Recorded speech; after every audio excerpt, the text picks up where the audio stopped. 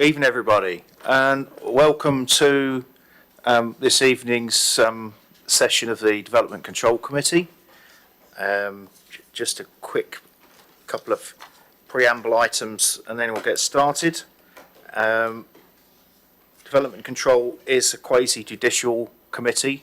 I have on my left planning officers who will be offering their expert advice on planning matters. On my right I've got legal officer, two legal officers and the vice chair of the committee who will be offering procedural advice, and to my right in the chamber are the councillors who will be the decision makers.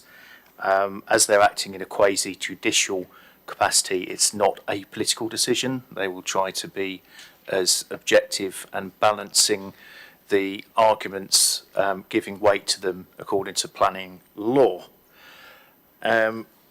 A few things before we get started in terms of fire evacuation, etc., etc. There are no fire alarms scheduled tonight. Therefore, if the fire alarm sounds, it's for real. Please evacuate the building through the nearest available exit. Fire exits are located at the back of the building behind where the public gallery is and behind where we're sitting. The meeting point is in the War Memorial Park. This meeting is webcast. If anybody has an issue with being webcast, please indicate. Mobile phones, please ensure they're switched off or turned to silent. In starting the meeting, just to say that we did have 8 items tonight, but item 2 has been withdrawn, so we have 7 items for consideration tonight. Okay, without further ado, we'll get started. Do we have any apologies for absence? Councillor Miller hopes to get here, but he may be delayed. Thank you, noted. There are no other people absent. Excellent. Any declarations of interest by councillors? Good. There are none. Any urgent matters arising? There are none. Item 4, minutes of the meeting held on the 6th of September. If we can go through for accuracy. Those present at the meeting, are you happy that that's a true and accurate record? Do I have a mover? Councillor Court. A seconder, Councillor Rettigan. All in agreement? Agreed. Excellent. Right. I will now sign them off and hand them over, and we will resume the meeting. Right, which brings us on to planning applications for consideration tonight. And the first item we have up is Riverview House, London Road, Old Basing. If we could have the introduction from the officer presenting, please. This is a full planning application at Riverview House, London Road, Old Basing, and the proposal is extensions to Riverview House, including creation of an additional floor and a 3-storey rear extension to provide 9 additional 1-bedroomed flats. There's a very small update on page 3 of your update paper, 2 corrections in the printed papers, and confirmation that the pre-commencement conditions are agreed. Excellent. Okay, we don't appear to have any objectors or any parish council representation tonight. In support, we have Mr. Beard. Mr. Beard, if you'd like to approach, this microphone's on the right as you come down the corridor. The seat's to your right in the back row. Yeah. If you push the right hand button, and when you're ready, when you start speaking, you'll have 4 minutes. Thank you. Right, hello, my name is Matthew Beard.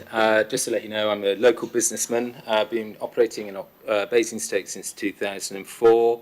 I've been the owner and occupier of Riverview House since 2015 and have been part of that local community throughout that period. We have rallied support for the application from the informally from the local residents, hence why there has not been many residents objecting. So hopefully that was all good. Just to let you know, Riverview House, as you can see from the photos there, is a 1970s build office block. Either side, they're residential developments. That's Lyde Court on one side and Freya House on the other. One is the 1980s building you can see up there, which has been converted into residential flats.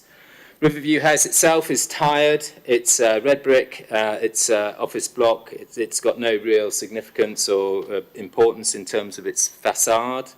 The position is very good. Public transport is right outside the door. Bus routes coming into Basingstoke and I think from Farnham every 30 minutes. The Hatch Pub is 1 minute away. So is Conkers, and there are dentists, shops, vets in Old Basing, and Hooker's only 8 minutes away. So facilities-wise, it's a very good position. Extending onto the existing building, our ambition for this application is for 9 modern, interesting flats in an aspirational building for first-time buyers and young professionals. For example, some of the flats we've tried to make interesting. They've got vaulted ceilings and balconies overlooking the Lyde River, which goes down the boundary of the house. The design itself takes inspiration from wharfs, as in the wharfs that you'd see on river frontages. We thought that would be quite appropriate as an interesting design feature for a building which is called Riverview House. The Lyde will be made a feature of. It's going to make a very pleasant area for people to sit and to sit by the river as an outside space. We believe the street view of the building, nestling between its 2 neighbours in the new design, will be very complementary and make a very interesting landscape just in that particular area, and a massive improvement certainly from the sort of 90s, 70s, 80s build. You can see pictures of it there, which it currently is. We believe it will make a positive aesthetic impact as well as a positive impact on the economy and housing stock in the area. Regarding the concerns that have been expressed regarding the mix of these accommodation of these 9 flats, I think the planners have provided a very comprehensive assessment of the situation and a very compelling argument in terms of how the development will add to the stock of housing within the ward in a very positive way. A situation which, of course, we support and I agree with. 1 minute left. Okay, that's fine. Almost done. I hope you will all agree with the planners' recommendations that this development will improve the area, and any concerns regarding the mix of flats is hugely outweighed by the positive impact the development will have on the area, and I really hope you will approve it today and follow their recommendation. Thank you. Right. Thank you very much for your contribution. Do we have any questions for Mr. Beard?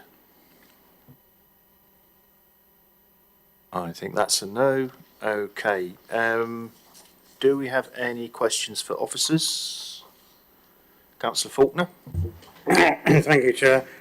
Yeah, just taking Councillor Cubitt's point. On CN3, is there a limit on the number of dwellings to which CN3 applies? I.e., having a mixed development on 3 or 4 might not make logic, but this one being 9, is there any guidance? I think it's 4, but I'm just going to just double check that it doesn't apply to 4 or less, but this is 9, so it does apply. Right. But as I say, the officers in the report have evaluated why we think it's acceptable. Okay, if you could just switch your mics off there, Councillor Faulkner. Councillor Rattigan? Yeah, I'm interested to know if the spatial standards on all of the flats are met, because we've had pokey flats in this borough in the past. You've evaluated that, have you? We don't have internal space standards adopted, but these flats do all have separate bathrooms and kitchens. If we could go to the floor plan of the...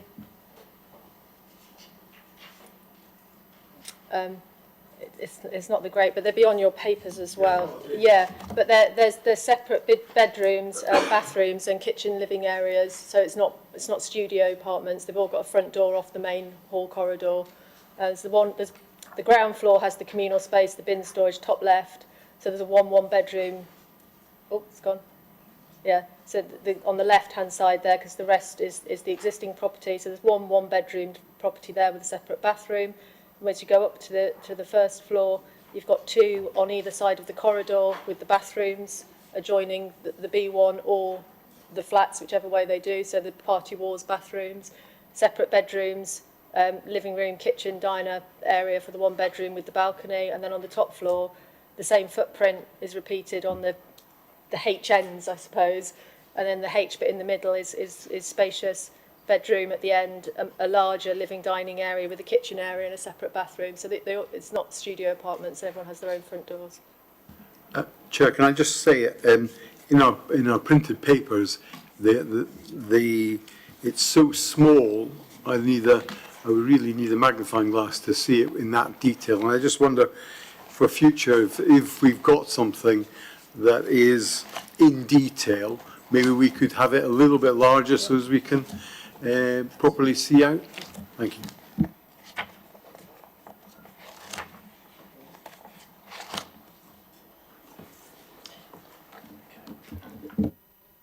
Faulkner, it's actually three. It says those are three or less. So it's the fourth one that triggers it. So it's in the CN3 policy.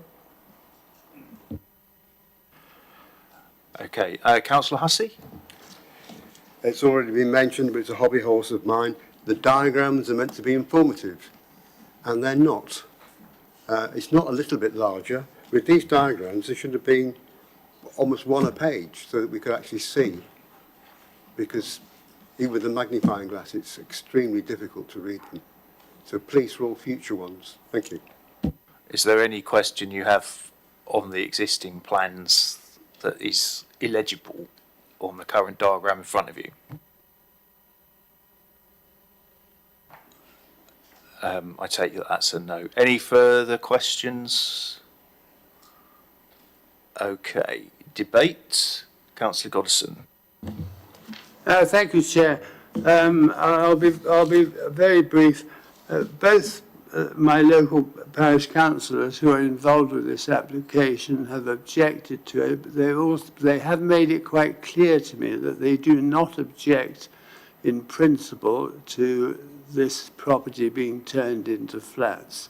Their only objection is that they would prefer more of a mix with at least some 2 or 3 bedroom flats to go with the single flats. And I would ask the members here to take note of page 69, which states the neighbouring apartments include a mix of sizes which is better suited to the locality and wider community. We have a responsibility, of course, to provide, as we all know, in this day and age, to provide more and more houses to fulfil our local needs. But we also have a duty, I think, to try and foster communities and to allow communities to be given circumstances in which they can get on, enjoy each other's company, and get on with each other, and get more involved in the local communities. Now, if I would ask the councillors here if they would be willing to reject this application, but in so doing, I would like to make it quite clear that I'm perfectly confident that if a further application went in with a slightly better mix, then the local parish councils and the 3 local borough councils would certainly not wish to oppose it. Thank you. Just for clarification, Councillor Goddison, are you moving refusal? I would. Yeah, I would. Yes, okay. I would prefer it if somebody else recommended refusal, but I'm willing to recommend refusal, but on the basis that everybody clearly understands that a slightly different application would meet with goodwill from our local community and Old Okay, Basingstoke. we'll get some officer clarification because we will need substantive reasons in planning law to back a move for refusal. Thank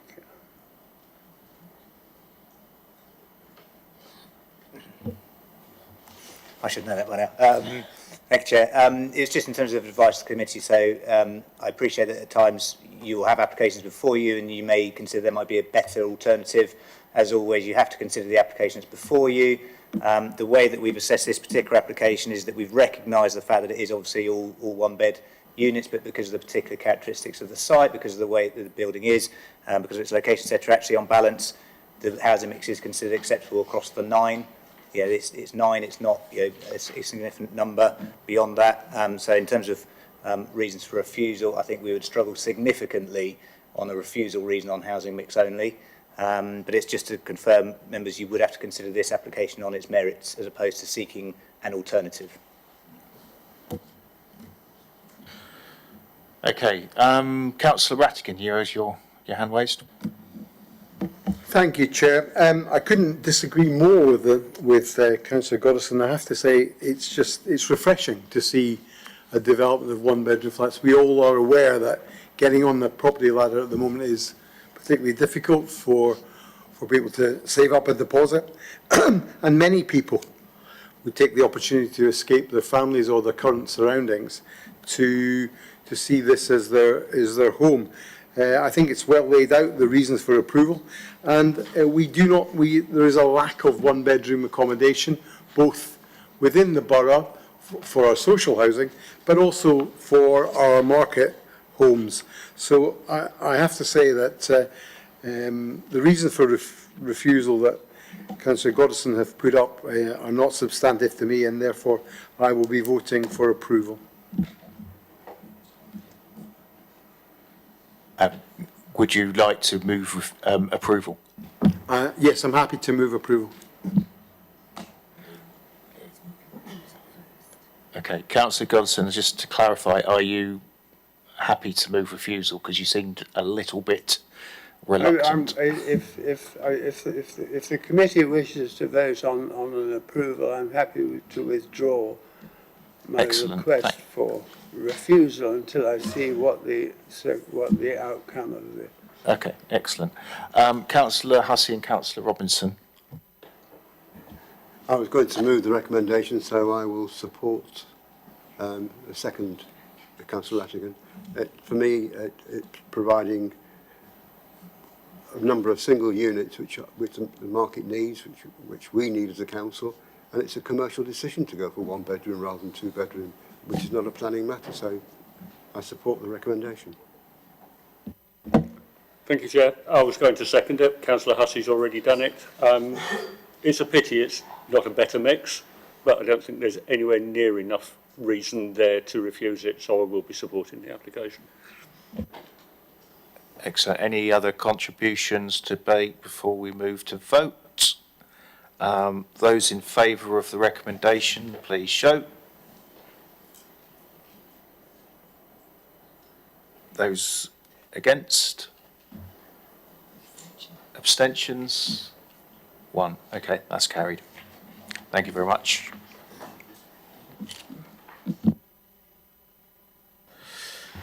Can we have the decision, please? Yeah, I can confirm that the application has been approved as per the printed papers. Excellent, thank you very much. So item 2 has been withdrawn. So we will now move on to item number 3. Aidenish House, Vine Road, Sherburn St John. And if we could have the introduction from the presenting officer, please. Thank you, Chair. The second item before you this evening is Aidenish House, Vine Road, Sherborne St John, and the proposal seeks full planning permission for the installation of ground-mounted solar panels. So now if I take members' attention to the update paper, the site was not subject to the viewing that took place on Friday. Also within the update paper, one additional comment was received on the 3rd of October from a neighbour who had already commented on the planning application, and the summarising of these comments and the officer's response can be found within the update paper. So taking on board the additional comments, there's no change to the overall recommendation, subject to the expiry of the notice served by the applicant and no new material planning considerations being raised. The application is recommended for approval subject to conditions as set out in the paper. Thank you. Excellent, thank you very much. Now, we don't appear to have anyone down to speak either opposing or in support of this application. In which case I'll invite councillors to ask questions as officers if you haven't asked them before the meeting. Any questions for officers? Councillor Robinson. One of the comments from the public refers to listed buildings in the immediate vicinity. Looking at the map on page 161, can you tell us which, if any, of those buildings around it are listed? Yeah, so the application site itself, so Adernish House, which is do I have a pointer?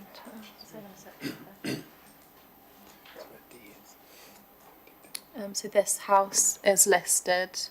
Also, I think the one to the left, can you double check? If you go up a bit on the map.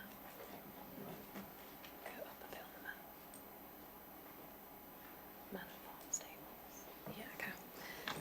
And then there is also a listed building over here, which is Manor Farm.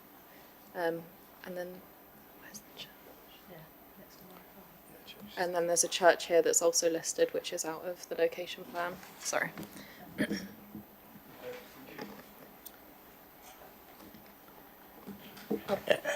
Any more questions of officers?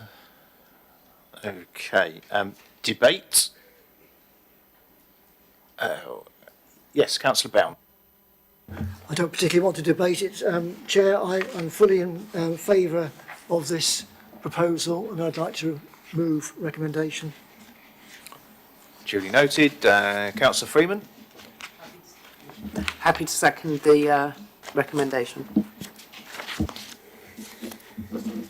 Okay, we have a live proposal on the table. Councillor Durant, did you have anything you wish to add? Okay, excellent. Okay, in which case then we'll move to vote. Those in favour of the application, please show. That's pretty much unanimous. Anyone against? Any abstentions?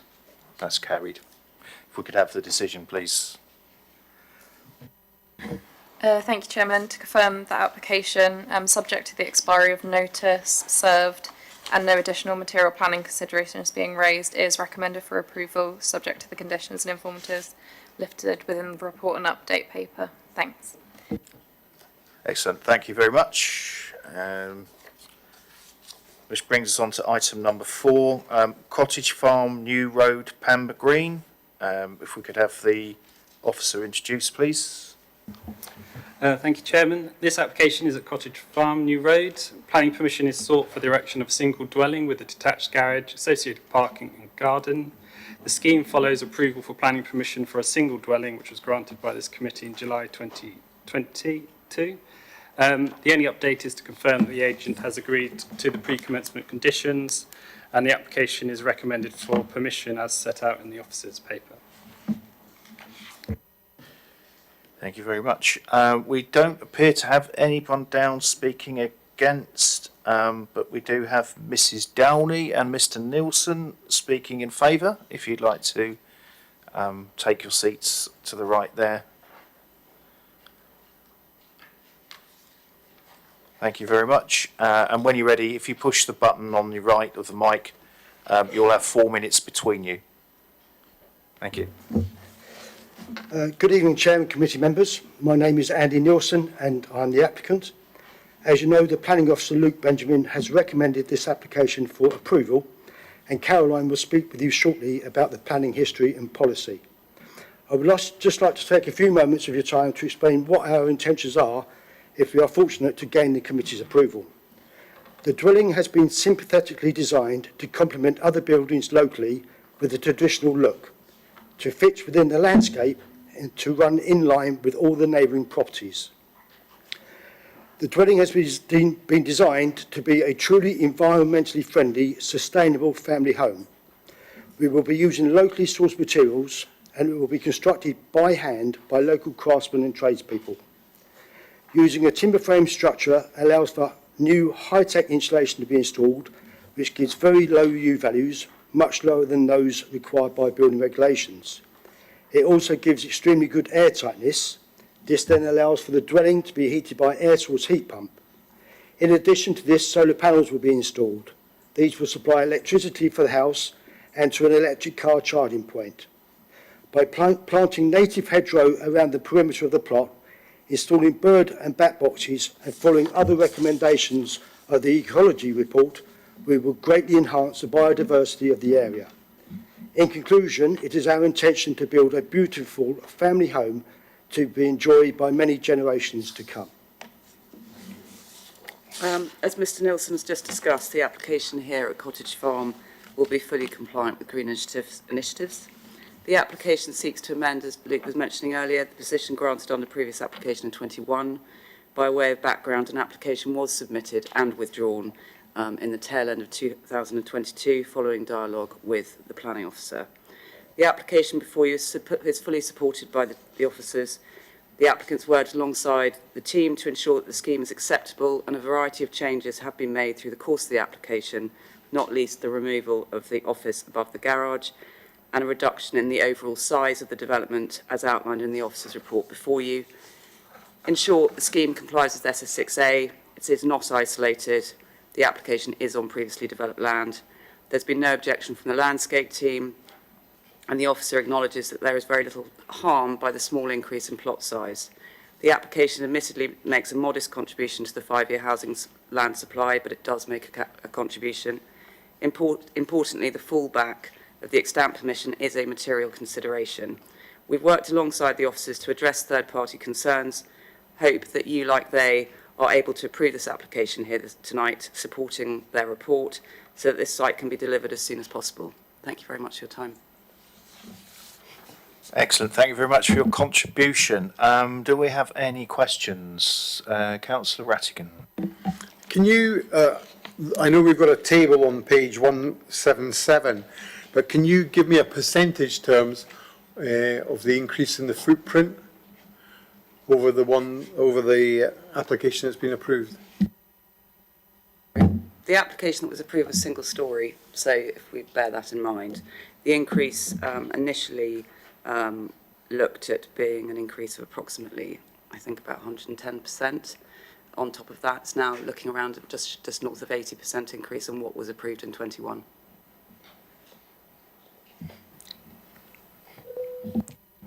And can I ask, will you perhaps put in swift boxes into the dwelling? Because obviously they are quite important in the Pamber area.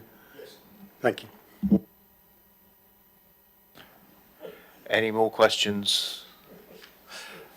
Actually, I have one. You mentioned solar panels. Have you got a home battery in the plans as part of that? So the combination of the solar panels will be a design by a company who plan the solar panels alongside the air source heat pump. So the package will be put together. So I would suggest that there will be a battery as part of that package.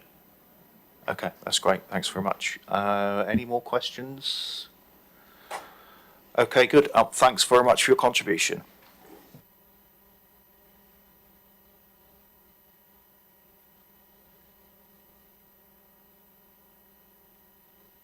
Do we have any questions for officers?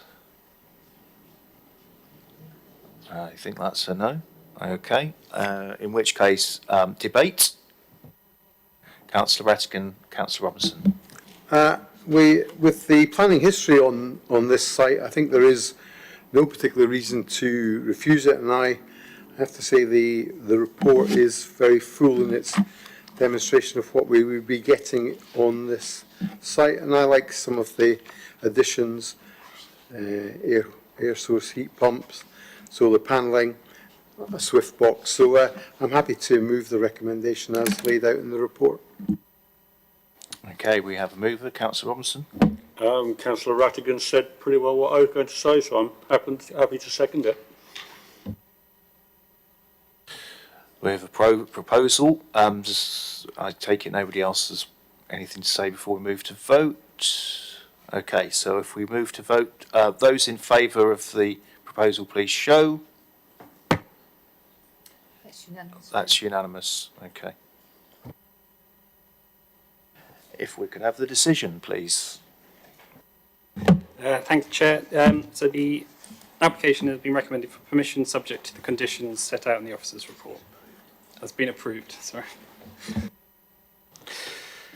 Excellent. Right, which brings us on to item number 5, land at 17 Church Road, Tadley. If we could have the officer introduction, please. Thank you, Chair. So this is an application at land at 17 Church Road, Tadley. Planning permission is sought for the erection of a single dwelling, the provision of 4 bedrooms. The scheme, once again, follows previous planning permission for a single dwelling granted by committee in August 2020.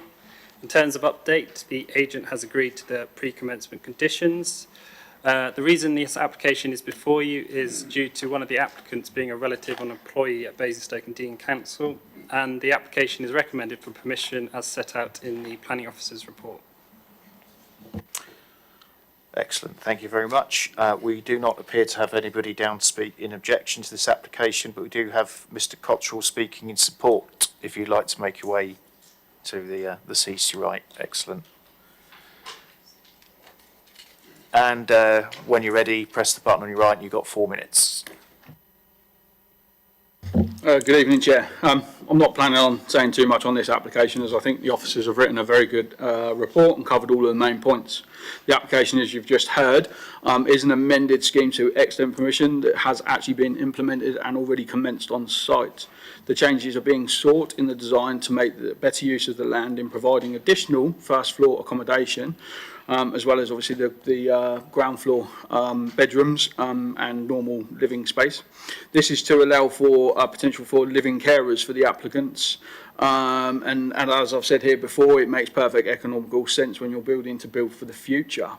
My client has lived in the host dwelling here for some 50 years ago, having built their house back then, and they are passionate about enhancing this conservation area, and they are planning on using green technology such as the air source heat pumps and the solar panels and planting trees and wildflower meadows to enhance this conservation area. As you've just heard, the application is recommended for approval and is only here tonight due to the applicant's daughter obviously working for the authority. Given the minor changes and the officer's recommendation for approval, I'm therefore asking you to please approve this application accordingly. Thank you. Excellent. Thank you very much. Any questions for Mr. Cottrell from councillors? Okay, there are none. Thank you very much for your contribution. Okay, do we have any questions for officers? I think not. Okay, in which case we'll move to debate. Councillor Robinson. Thank you, Chair. It's already got planning permission for a dwelling there, which knocks out a lot of the negative comments that have been put about it. And looking at the plan on the block plan on page 227, the new dwelling isn't that much bigger than the one that's got planning permission. If they'd built the old one, they could have probably extended that under permitted development rights and finished up with something the same size anyway. So if you could have got there on the old planning permission, what's the point in refusing this one? The only thing is, this one will also have permitted development rights and could be extended again. So I'm happy to propose this for approval, subject to the removal of permitted development rights. So if they then want to extend it, they've got to come back and apply for planning permission again. They can't just go ahead and get it. Sorry, just to highlight that condition 21 on the on the officer's report does remove Class A, AA, B, C, D and E of Part 1. So in effect, I think that probably covers your concerns. Serves me right for not reading the report properly. In that case, I'm happy to move approval. Okay, Councillor Freeman? Happy to second. Okay, we have a proposal on the table. Unless anybody has any more contributions to add, we'll move to vote. Those in favour, please show. I think that's unanimous.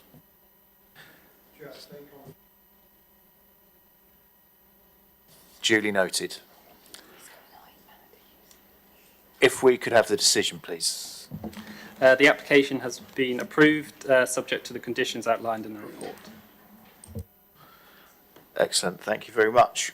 Which moves us on to item number 6, 1 Heath Road, Pamber Heath, which we visited last Friday. If we could have the officer introduction, please. This is a full planning application at 1 Heath Road, Pamber Heath. The proposal is the erection of a replacement dwelling. There is a small update on page 6 of your update, which just confirms that, that the members visited it last Friday. Okay, and we don't appear to have anybody lined up to speak objecting to it. Do we have Mr. Cottrell again speaking in support?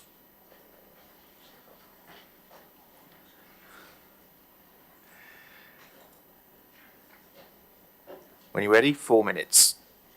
Good evening again. So the starting point for this application was extent approval, with the host dwelling being extended to the front, the sides and the conversion of the loft space, including dormers. However, obviously due to timescales, this has now lapsed. Nevertheless, this shows that development is acceptable on this site, and the only concern really for the officer with the current application is in regards to whether it's being classed as being out of keeping with the surrounding area. This is mainly due to gable ends on the roof, which the officer also claims does not feature in Heath Road. However, as I'm sure you will have noted on Friday, and by the way, I apologise I wasn't there, you will have seen a number of gable end roofs in very close proximity to the site. There are 6 other bungalows in Heath Road that have gable end roofs, one of which is just 7 doors down and sits between 2 hipped bungalows. The current bungalow was built in the early 60s and is not airtight and has very minimal insulation, and the client wishes to construct a home that is super insulated and efficient. He has investigated SIPS panel homes, and for those of you that don't know what that means, it's basically 2 sheets of wood that is either side of a solid piece of insulation with a brick skin then on the outside. These homes are very well insulated, which when that is coupled with the air source heat pumps and various other green technologies, this home will be super sustainable.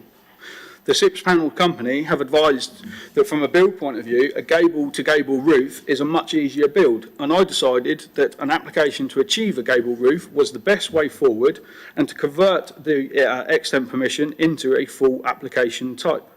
Over the duration of the application, the officer has maintained that this site is on a prominent corner, and as such, is part of the street scene with Heath Road and of Church Road, in which most of the properties on Church Road are 2-storey houses with gabled roofs. I also hope that on Friday you will have noticed that some of the bungalows that are around Heath Road have had funny little loft conversions already carried out with funny looking dormers, which I think actually ends up in an odd looking home.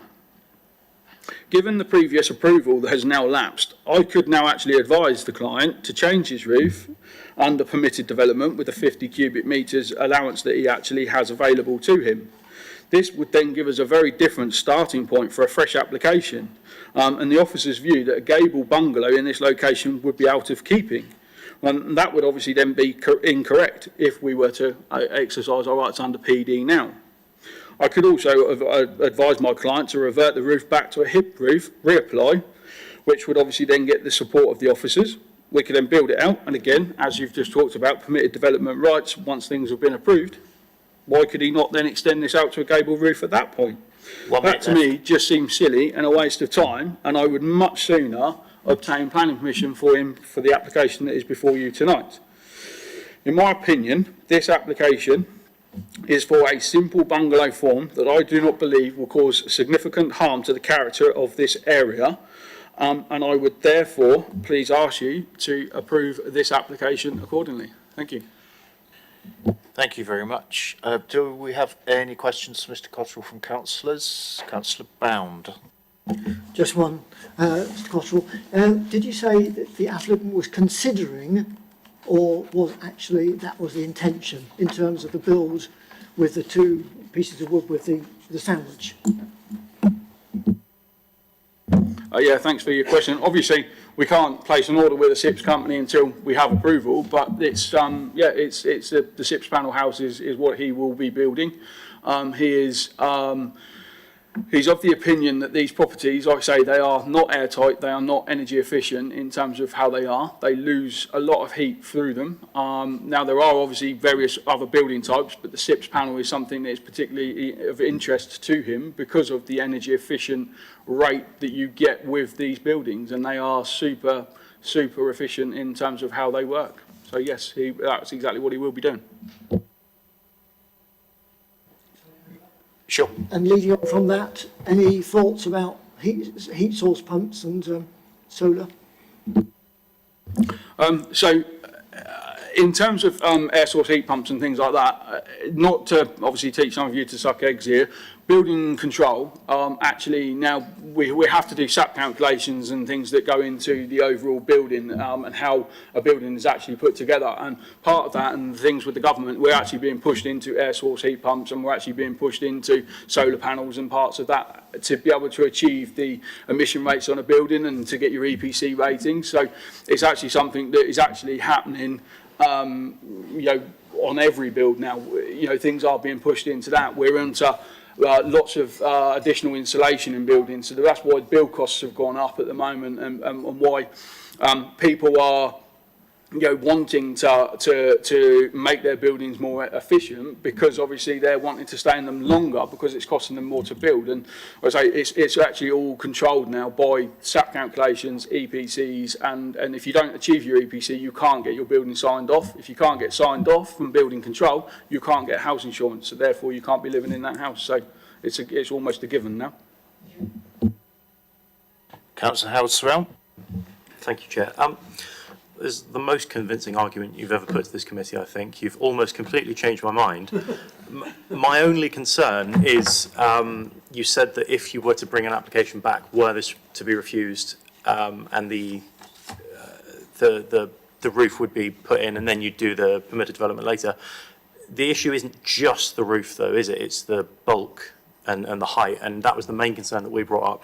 Unfortunately, you weren't there at the viewing panel, compared to other roofs in the area, particularly the one behind. We thought it would be quite overbearing. So it might not happen in the way that you've so convincingly said it will. So do you have any comment on whether that?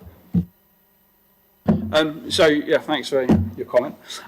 So in terms of the previous approval, yes, in terms of the timescales, it's actually lapsed, but that permission was for the increase in the ridge height. There was increase in terms of the bulk and the mass that was already there with the extensions. It's not in terms of my understanding of the reasons for refusal at this moment in time for the current application. It's just purely and simply the bulk and the mass to do with the gable ends. That's the discussions that I've had with officers throughout this process. Had we have reverted back to what was there, as you can see it, then that would be what we were building out. There is an increase in bulk and mass in that kind of position. My comment in terms of the permitted development, obviously PD allows you to do certain things to existing properties. Obviously the government were bringing these in to allow people to develop their homes rather than keep moving and so on and so forth to turn them into the homes that they're after. PD allows the client to not increase the ridge height, but we can put up to 50 cubic metres of additional living space on that property. And that's my point in terms of if the existing dwelling was to stay as it is right now, well, in theory, we could take that out to gable ends right now. And meaning then at that point, the starting point is, well, the existing bungalow is a gable to gable bungalow. We'll start at that point and we'll have the discussions from there. That was kind of my point. Yeah? Any more questions? Councillor Robinson. is the difference in the size of the footprint between the now expired planning permission you've got to extend the property and the proposal for the new property?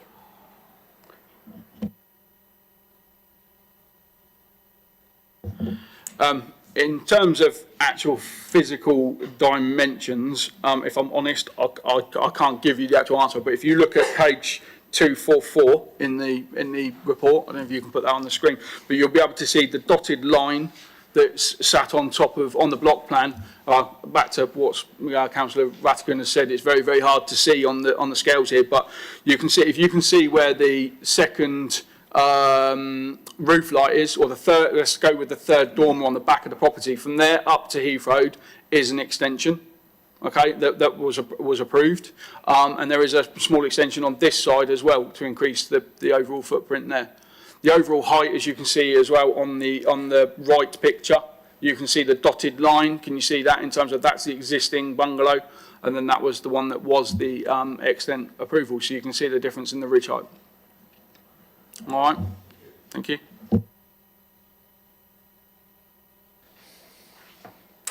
Okay, any further questions? Okay, thank you very much for your contribution.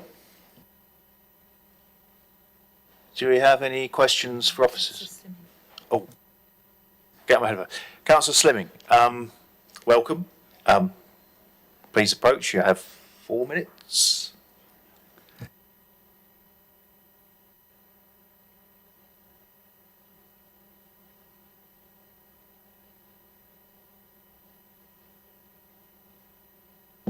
Thank you. Good evening, ladies and gentlemen, fellow councillors.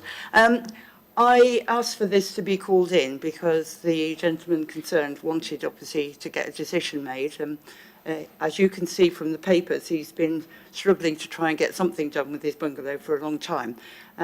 And so I did actually call it into the committee because it was obviously at an impasse between himself and his consultant and our officers about whether or not it could be delivered in the way that has been explained to you.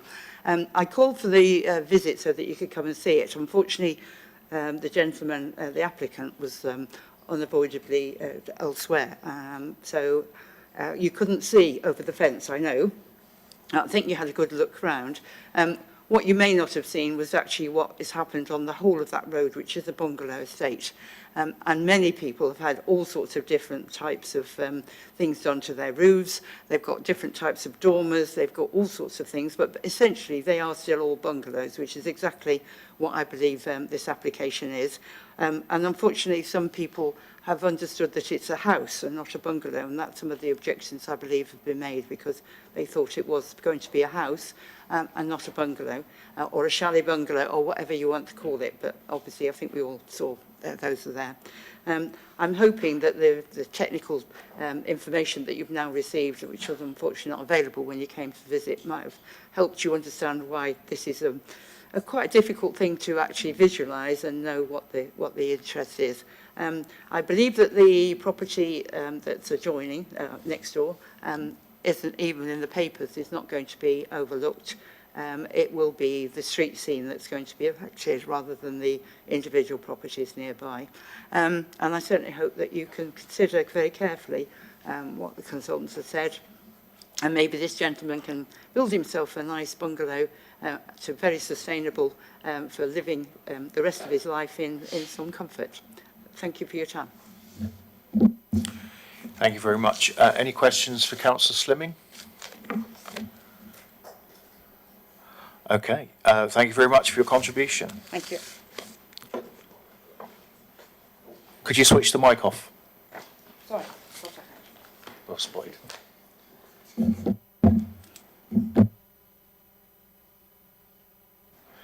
Questions for officers. Councillor Rattigan. Councillor Howard-Sorrell. Can we take the prophetic comments made by Mr. Cottrell as mainly accurate, that there's almost no point in refusing this even if we wanted to, which I personally don't, but that it could just be worked around with varying other means which would render us essentially impotent? The existing property does have intact permitted development rights. It hasn't been removed. It's an old property. So there is the possibility to do that, but they would be on the existing building, not the extension. Mr Cotterill has confirmed it's lapsed as well. So yes, they are, but is it stick with nurse for fear of worse, or is it what you have is a planning application in front of you to make a decision on? The property has permitted development rights. That's their right to do so. Until we see what they want to do, we wouldn't be able to confirm whether it is or it isn't, but the government does allow significant extensions. There were two, these part of the planning history, the government introduced a new, what's called in Class AA, to add an extra floor onto your property. There's 2 applications been submitted for that in the past, because they're not straightforward permitted development. You can just do it without any consent. You need the prior approval of the council, and they've been refused twice, and one was refused by the inspector. So the adding an extra floor on, there is an element of control still that the council, there's a step that they have to go through that with us before they can build. But old PD, yes, there is a lot that you can do, but that's the right that they have to do. We're being asked to consider a planning application that does need permission, and the officer recommendation is before you with that. Any other questions for officers? Councillor Robinson. I'm going down the same road as Councillor Howard-Sorrell. If they built an extension on this with a hipped end, with planning permission, with the necessary planning permission, having done that and then occupy a property, would permitted development allow them to then remove that hip and put a gable end in? I can't say a definite yes or no, because it would all depend on how big the extension becomes, what's the original dwelling house, whether or not any conditions are put on a house extension. You know, as Councillor Robinson said on the previous one, can we remove permitted development rights for the replacement dwelling, the new dwelling that in the last item? So there's lots of scenarios. So it's impossible to say that there's a lot they can do, but there's a lot they can't do as well. And until you get some sort of idea of what they want to do, yes, you can put dormers on properties without planning permission. Yes, you can put extensions on properties without planning permission. But it's also, there's restrictions in, I'm not going to say I know it off by heart, but there's restrictions in the GDPO on proximity to the highway. There's restrictions on adding, the 50 cubic metres, so you have to look at what's been added under permitted under extension. So it's not as straightforward as we can do what we like under PD. But yes, you can do a lot, but there are also lots of restrictions. So until you see what somebody wants to do, I can't say what Mr Cotterill wants to do is permitted development or it isn't permitted development, because I haven't got it in front of me to consider.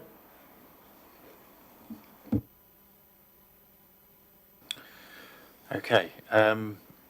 Any other questions for officers? Debate. Councillor Rattigan. Thank you. I think the questions that were raised by Mr Cotterill about what he could do and what he couldn't do in the future are dancing on the head of a pin, frankly. We have to look at what we've got in front of us. And the reasons for refusal are size, bulk and design. And although I wasn't on the viewing panel, it's not very far from my house, so I went to see it at the weekend. And the street scene, you've mentioned the prominence of that corner site. Actually, it would improve the corner site and be more visible and look better quality there. It is right that homes in the Tadley area get improved because there aren't any new houses coming through. It's right that we do that. There is a hodgepodge in the street scene, and the reasons for refusal, frankly, are subjective. Your bulk of size and design are different from what I would want to see, and therefore, genuinely, I think the reasons for refusal are not substantive enough, and I will be moving for approval on this on the basis that the size, bulk, and design are within what would be acceptable to this borough, and that the visual impact is not so great on the neighbour or on the corner of the two streets. So I think there is reasons for moving for approval on this. Okay, thank you very much. Do we have any other speakers? Councillor Howell-Sorrell. Thank you, Chair. I think the officers have been very professional in their approach to this, and I think with the hedging of bets that we witnessed, we could make a good politician out of the officer, in fact. But I'm inclined to agree with Councillor Rattigan, and I'm happy to second his motion for approval. We can also cite the 5-year land supply if we're really desperate for improving the size of a house, adding to the number of people that can live there potentially. I don't know if that quite tracks, but yeah, whatever we need to do to approve it, let's just go ahead and approve it. Okay, we've got a moved and seconded motion. Anyone else want to speak before we move to vote? Okay, then we will move to vote for approval. Those in favour, please show. Those against? That's unanimous. Can we have the decision and conditions? Officers just made a list of possible conditions, so if members want to say whether they agree. The normal plan condition, time conditions, material samples, remove PD, obscure glazing to toilets and bathrooms, and boundary treatments. Okay, are you in agreement? I can see some nodding heads. No, there's no access, is it? The access was on the old one. Okay. Yeah, Jane, just saying, keeping the parking available as well, so that they don't put any sheds or buildings on the parking spaces.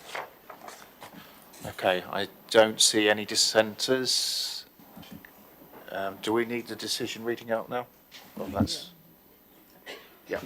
The application has been approved, subject to the conditions that I just read out in relation to plans, timing, materials, removal of permitted development rights, and that's in relation to loft extensions and single story and normal extensions, obscure glazing to toilets and bathrooms, boundary treatments, and retaining the parking as parking. Okay, thank you very much. Next item is item number 7, Highfield Alphabet City Day Nursery in Sherborne Road, which we visited last Friday. If we could have the officer introduction, please.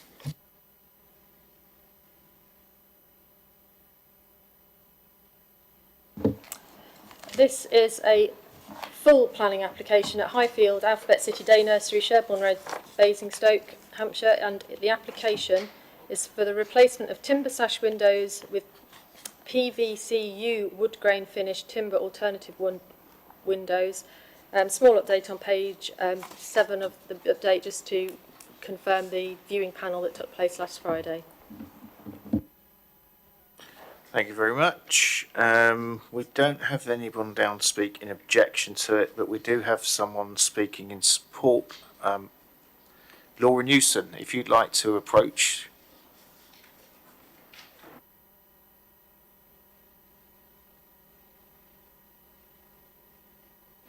Thank you very much. Buttons to your right. When you're ready, you'll have 4 minutes. Thank you very much. Thank you. So I'm here today as a local Southview resident on behalf of the applicant. The question today is whether high-quality UPVC windows specifically designed for conservation areas would harm the character or appearance of a children's daycare centre within the Southview conservation area. Almost identical cases within the same conservation area, namely 41 Richmond and 15 Vine, have had similar windows allowed at appeal, and those applications detail how 2 separate inspectors have explained how UPVC proposed windows do meet planning policy. The proposed windows have been carefully chosen on the basis of the planning inspector's comments. The frame joints, frame depth, glazing bars and detail will replicate the original windows and resemble timber, resulting in no discernible difference from the street scene. So those of you who visited on Friday will have noted that it is clearly not a residential dwelling. It has a sign, it has railings, it has a tarmac car park. It has a modern extension, as you can see to the side, with a UPVC door and a UPVC window. It's detached, it's not part of a row of similar houses. No property viewable from the site has original or timber windows, and it is set back from the road by at least 10 metres. Regarding suggestions of deliberate disrepair, 2023 is the first year the windows have not had their annual maintenance. This planning application was submitted in March, and the council has asked for 2 extensions of time, and we were hoping to have had a decision by now. and a maintenance company has confirmed that the windows are beyond continuous repair. Now, the council cites 4 cases for recommending refusal. I argue that none of them are relevant. So there's 12 Clifton Road, which is a terraced house in a row of similar houses in a different conservation area. There's 4 Wallace Road, a semi-detached house in a row of similar houses, a different conservation area, and they wanted a change from Crittall windows to UPVC, which is a fundamental change in the look of the host dwelling. 20 Alexandra Road, a terraced house, different conservation area, retrospective application for standard UPVC windows installed without permission. 62 and 64 New Road, a different conservation area, a retrospective application. They had installed standard UPVC windows without permission that did not replicate the originals in any way. In contrast, 100% of Southview window applications have been granted permission at appeal. This shows that the view of planning inspectors is that carefully designed UPVC windows, like the ones proposed today, do meet local planning policy, and it would be a huge waste of council funds for this to go to appeal. Regarding 41 Richmond, a detached house in the same conservation area, the inspector said, the proposed windows would replicate the form, detailing and appearance as far as possible, with a texture closely resembling that of painted wood. Given the setback of the house from the street, it should be comparatively difficult to readily discern the difference in the street scene. I find no overriding reasons why carefully designed UPVC windows cannot be used satisfactorily. I personally did the application for 41 Richmond. It's my own property, and I'm confident that there is no difference with the nursery. Regarding 15 Vine, which again is about 23 houses away, a detached house in the same conservation area proposing sympathetic windows, the inspector said, I am satisfied that the proposal would not noticeably alter the established character or appearance of the host property. It would have a neutral effect on the notable building and would preserve the character and appearance of the conservation area as a whole. It would not harm the conservation area's significance as a heritage asset. It would accord with local plan policy EM11. The proposal would also accord with policies of Chapter 16 of the framework. There is no difference between 15 Vine Road and the nursery, and I'm unsure why the council has neglected it in its report. Both are detached properties of the same age. There have been 19 letters of support from local residents, most of whom live in the area, and just a single objection from the Heritage Society. Thank you. Perfect timing. Do we have any questions from councillors?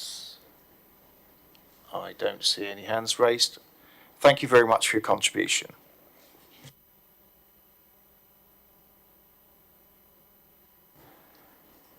Councillor Basham, do you wish to approach?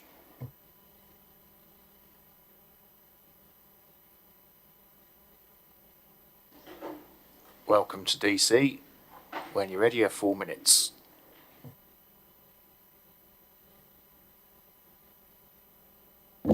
Hi everybody. Kieran Johall's been running Alphabet City Day Nursery since 2007. It's an invaluable resource for parents living and working in Norden. The windows there have always been leaky and drafty. They rattled in the frames when my daughters attended the nursery. I support Kieran's application to improve her building and her business. I know that some of you visited, all of you visited on Friday, thank you. Apologies I couldn't be there. The reason for the visit was because I think that the street scene is vital in this, and the appeal that Laura referred to held out that each case needs to be determined on its own merits, and so I think seeing the site in context will help to determine the site on its own merits. I'd like to thank officers for the remarkable amount of hard work they've put in making the recommendation for refusal. There's a lot of technical argument in the papers, but it seems to me there's just 3 questions we need to answer tonight. First, are the windows beyond a reasonable state of repair? I think they are beyond a reasonable state of repair. The applicants maintained the windows annually. Her maintenance company submitted in writing that these windows were now beyond reasonable repair. Officers pushed back and said that this was provided by a party who had a financial interest in the replacement, which there was no evidence of that. It was without justification. I spoke to the applicant. The proposed window fitters are completely unrelated. They actually lose money by stating the truth here. A reasonable maintenance professional believes that the windows are beyond reasonable repair. I think that's enough. I think it's unreasonable of officers to expect the applicant to fund a further window conditions survey. The second question we need to answer is, will the proposed new windows preserve the character and appearance of the conservation area? Again, the answer is yes. The applicant is proposing a special type of heritage window from the supplier's website, and I appreciate it's biased, but it says, the heritage rose sash window offers an excellent blend of visual appeal and practicality. From street level, they will look identical to authentic timber, only appearing as timber alternative on much closer inspection. So the proposed windows have been designed and selected to solve this exact problem. The property is raised and set back from a busy road with thin pavements. People don't dwell and study the street scene here. Laura referred to the appeal in the conservation area about 41 Richmond Road. There, the original windows were noted to be in poor repair despite the efforts of the appellants, which was confirmed by a joiner to be in reasonable repair. The inspector in that case found no objection to the removals of the windows at the site. The view of a joiner was accepted. A professional window surveyor with experience in conservation was not required. The property sits in the Southview Residents Association area. The Residents Association was instrumental in establishing the conservation area. They only object when they think there's an application that harms the area. They're silent on this application. 19 local residents have supported the application, including people who live opposite on Sherborne Road. Members who visited on Friday will be able to make their own minds up, but as the appeal inspector said, each case needs to be determined on its own merits. The third question is only answerable if you believe that there is harm to the conservation area, and will it be offset by a net public benefit? And again, the answer is yes. Everybody understands the rolling incremental environmental and public benefit of fitting energy efficient windows. We burn less fossil fuel and emit less carbon every time we heat our homes and businesses. I'm not sure that many people understand or agree with officers' more esoteric arguments about embedded carbon in old buildings. That is sunk carbon spent maybe 50 years ago. I think it has zero impact on our carbon emissions today. I think there's significant public benefit in providing a more sustainable, energy efficient, safer, warmer nursery environment for local children. I really cannot understand how anyone can disagree with that. So summing up, this is an important application to improve the premises of a valued local business. The applicant has taken care to respect the conservation area and strike the right balance between heritage and climate. It does so at no expense to the conservation area, as judged by those that live in it, and proposes using a product specifically designed to have minimal impact on the street scene. Similar applications in this conservation area have been upheld at appeal. Okay, yeah, you were slightly over there. Do we have any questions? Councillor House-Rowell, followed by Councillor Bound. I possibly should have asked this to the previous speaker, but you might be able to answer. If they're beyond reasonable repair, can it not just be replaced like for like with wooden sash windows rather than UPVC to then still retain the character of the area while not having the burden of maintenance? I think that's an option. That's not an option that household has chosen. I think it's harder and harder to find woodworkers, I think is probably a practical perspective on it. Yep. A second question that, again, might be better for the officers, but you might be able to help with. Looking at many of the neighbouring properties on Friday, you could tell that they were UPVC windows imitating wood because they had vents fitted into them. Do you happen to know if the ones that are being proposed here have the vents? Because other than the vents, they pretty much are indistinguishable. Yeah, sorry, I couldn't say with conviction. I don't know if Laura knows. They won't have the vents. Unfortunately, we can't allow people to I am reliably informed that they will not have a vent. Okay, any further questions? Councillor Bound? My question was the same as Councillor on my right. Okay, any more questions? Okay, thank you very much for your contribution.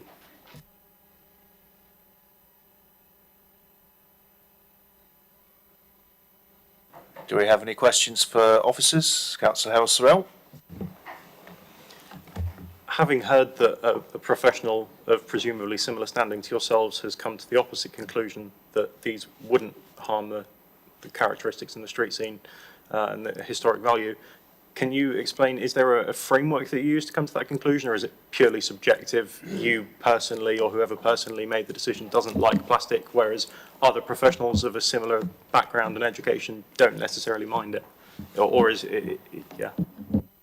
It's It's not a personal opinion, no. We consult with our historic environment team, who are your officers who have got the qualification and skills in this area of specialism, and we go through. It's not the quality of what is gone, it's the twofold thing of the removal, and if that's justified, then the replacement should be a like for like. So officers haven't been, it's in the papers, don't consider that the removal has been established, and if the removal is established, then the replacement should be like for like. That's their professional opinion. The officer drafted the report has agreed with that based on their experience and knowledge. So it's not wholly subjective, no, because we go to our professional colleagues and seek their opinion in this area of expertise. Okay, did you have a supplemental? Is that then impacted by the apparently 2 inspectors that have come to the opposite conclusion to the historic environment team? Well, the 41 Richmond Road, which the speaker spoke about, is discussed on page 254, 254, yeah, of the main papers. And it is discussed about the differences, and in that one the inspector came to the conclusion that it was acceptable to lose the windows.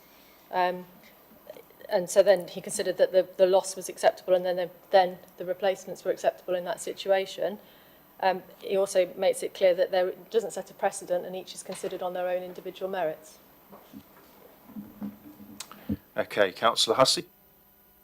I just want the officers to confirm that like for like means single glazed for single glazed. So if they had to replace old wooden windows with new wooden windows, they would still have to be single glazed, not double glazed. Well, like for like in materials would be wood and glass. I wouldn't want to say, because it's not my area of expertise, depending on the skill of the joinery and the expertise, I would consult with our historic environment colleagues and seek their opinion on that quality. But if it's wood and glass, I imagine that, I don't know how thick the window panes would be, how big the vacuum between the 2 panes would be. It might be that a single glazed, well-fitted wooden window can do the job. So it's. Can I follow that, please? The policy clearly states single glazed replaced with single glazed, that double glazing is not acceptable. I think Mike Townsend will confirm that to me, because I've been through this before in my own ward on a different application. And the same style wooden windows aren't capable of supporting a double glazed unit, which is much heavier. We can't have a blanket no on everything, so that's what I say, it's encouraged. And until you see the quality of what is proposed, it's quite hard to say, yes, that would be acceptable, or no, that would not be acceptable in absolute certainty. But the like for like is the preference, and if someone wants to try and design a double glazed replacement wooden window, that would depend on the skill of the joiner and the quality of the product.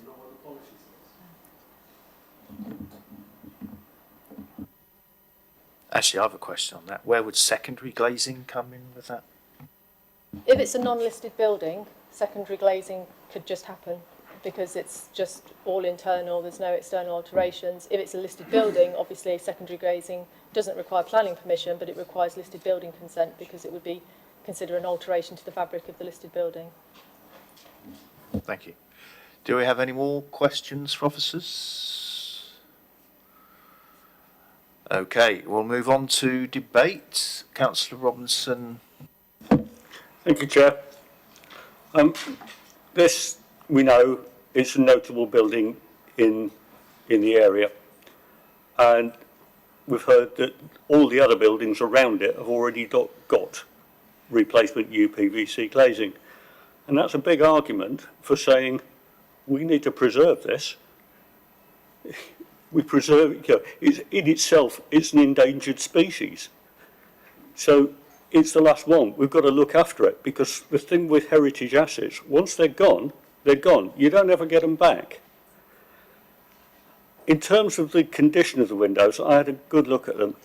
They are totally repairable. I have personally repaired my windows on my house from a far worse condition, and I'm not a skilled carpenter. All those windows need is a bit of paint, a bit of putty, and maybe a little bit of actual woodwork, cutting out a little bit of rot. They are so repairable. It is absolutely unbelievable. I cannot believe that any company has said these can't be repaired. There are dozens of specialist companies out there who will repair those windows. So I totally support the officer's recommendation for refusal. I move for refusal, and they should be repaired, they should be painted, they should be looked after, and they should be there to show the people in the future how things were done then. Thank you. Councillor Faulkner. Thank you, Chair. I think I take a completely opposite view to that. When I read through this, I was starting to get an interest, thinking I was going to find some sort of 17th century thatched cottage on Highclere Estate. And when I saw the building, it reminded me of some of my flats in Manchester at the end of the 60s. I just can't believe that we want to saddle an Edwardian building with wood when we spent most of the evening discussing air source heat pumps, environmental this, environmental that, and we're going to saddle this building with single glazing wood in the modern world. So I would be more than happy to recommend approval. We'll come back to you in that case. We've got a proposal already on the table. Councillor Howard Sorrell. I'm with Councillor Faulkner. I agree that we should be moving forward, not looking back necessarily, especially on maybe not the most notable building in the world. And I would second his motion if we get to that. So. Duly noted, but we have one on the table already. Councillor Durant. Thank you, Chair. I agree with the two previous speakers. I think there is a time to move on. And I think the applicant has put in front of us a good alternative, acceptable alternative. And I would support the view of accepting this application. Okay. Councillor Bound. I take a contrary view to the last two speakers. I agree with Councillor Robinson, and as it's been moved, I think I would second the move. Okay, so we have a live proposal on the table to for the recommendation for refusal. Those in favour, please show. 1, 2, 3, 5.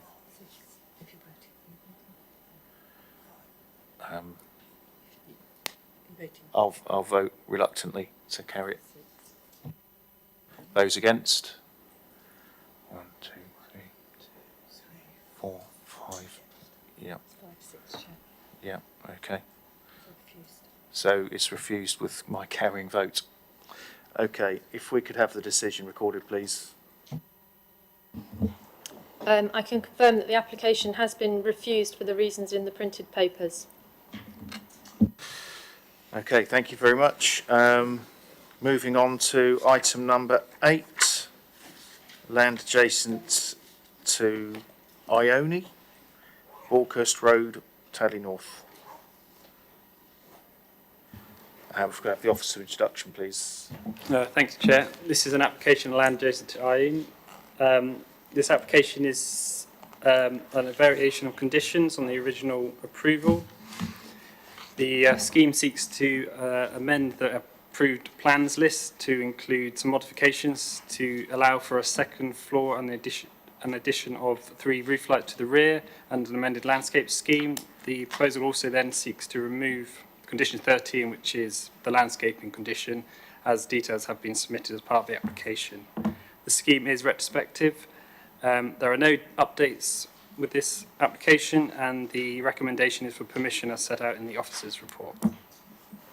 Okay, thank you very much. We have nobody listed to speak in objection. Ms Wall, thank you for your patience. If you'd like to approach.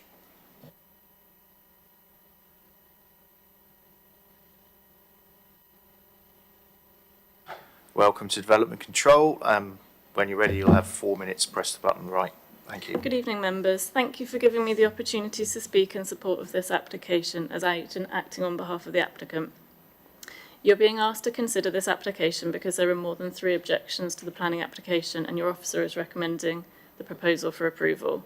The Parish Council didn't raise any objection to the application. However, 5 objections were received from local residents. The objectors are against the retrospective nature of this application. They do not support the size and design of the dwelling that has already been approved. They feel the new dwelling is out of keeping with the character of dwellings along Borkhurst Road. The objectors fail to comment on the specific nature of the changes subject to this application. Planning permission 21-03239 FUL was granted in 2022 for the erection of 1 dwelling. The approved dwelling is shown within your committee pack and shows a dwelling that is 2 stories in height. The planning application that you are being asked to consider has a very narrow scope and comprises 3 minor changes to the 2022 planning permission. The changes include the insertion of 3 roof lights into the rear elevation of the proposed dwelling, amendments to the landscaping scheme to remove an area of grass to the front of the dwelling to create additional turning and parking space. New flower beds are proposed. The existing hedging along the frontage of the site is to remain. Alterations to the internal layout to provide the 5th bedroom within the roof and provision of additional bathrooms has resulted in the need for the 3 roof lights. As you'll be able to see from the Comprehensive Officer's report, you are not being asked to consider the principle of a new house in this location. This has been agreed. You are not being asked to consider the height, width or depth of the new dwelling or its location on the site. This has also been agreed. Nor are you being asked to consider whether the appearance of the new dwelling from Borkhurst Road is acceptable, as this has also been agreed. The proposal doesn't make any changes to these elements of the approved scheme. You are only being asked to consider whether the insertion of 3 Velux windows into the rear roof slope is acceptable. These external changes are required due to the internal changes made. Also, you are being asked to ask whether the amended landscaping scheme is acceptable. The location of the Velux windows within the roof slope would not be visible from any public vantage points. These changes would not affect how the property as a whole is viewed and would not result in any amenity impacts. The landscape changes to the front of the site would be behind the existing established hedgerow that is being retained. Therefore, from Borkhurst Road, these changes would not be readily visible. As set out within reason for approval 1 at the start of your officer's report, the officer is of the opinion that the development would integrate successfully into the area as it would be in keeping with the established pattern and character of the surrounding development. It is also considered that the house would integrate with the design, height and character of surrounding properties. We agree with the conclusions of your officer and agree that policy EM10 of the local plan is met. We hope that in your assessment of the minor changes proposed that you are also in agreement with your officer and therefore resolve to approve the proposed changes. Thank you. Thank you very much. Do we have any questions from councillors? I don't see any hands raised. Thank you very much for your contribution.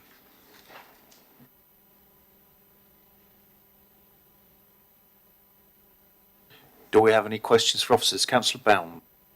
Oh, no questions. No questions for officers? Okay, debate. Councillor Bound. Basically, as a ward councillor, along with Councillor Radigan, I have no objections to the alterations being made here. I think the damage has been done in the erection of the house in the first place. I think it's an absolute travesty in terms of its design. However, what is being proposed in terms of the application, I can't disagree with. The Parish Council hasn't disagreed with it either, so I would move the recommendation. Okay, it's been moved. Do I have a seconder? Councillor Durant. Councillor Ratigan, did you want to say anything? Thank you, Chair. I couldn't agree more with Michael. It is a stark house with very little to recommend it, but I'm afraid the damage has already been done. The hedge is somewhat there, but it's not great, and the amount of hard standing I think I normally object to, but there is no reasons to refuse it, and therefore I'm happy to second Councillor Bound's approval. Okay, so it's been moved and seconded.